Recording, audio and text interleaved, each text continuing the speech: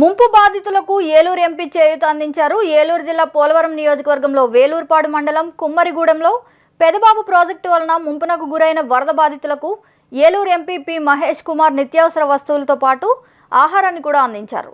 పునరావాస కేంద్రాల్లో తలదాచుకున్న వరద బాధితులను ఆయన పరామర్శించి వైద్య సేవలను కూడా అందించారు. ఈ కార్యక్రమంలో చింతలపూడి ఎమ్మెల్యే రోషన్ కుమార్, ఏలూరు జిల్లా తెలుగుదేశం పార్టీ అధ్యక్షులు వీరాంజనేయులు, పోలవరం నియోజకవర్గం తెలుగుదేశం పార్టీ ఇన్ఛార్జ్ శ్రీను మరియు మాజీ ఎమ్మెల్యే గంటా మురళీకృష్ణ పాల్గొన్నారు.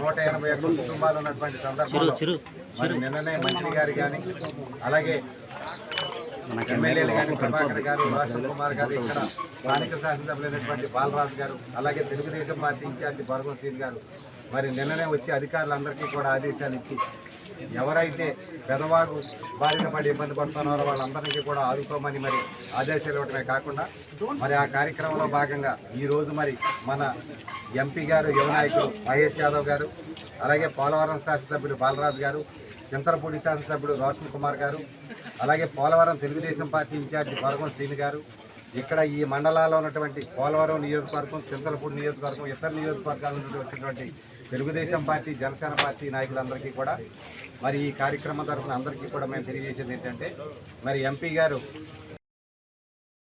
నిరంతర వార్తా స్రవంతి కోసం వీక్షిస్తూనే ఉండండి మీమా VST news. Please like and subscribe our channel.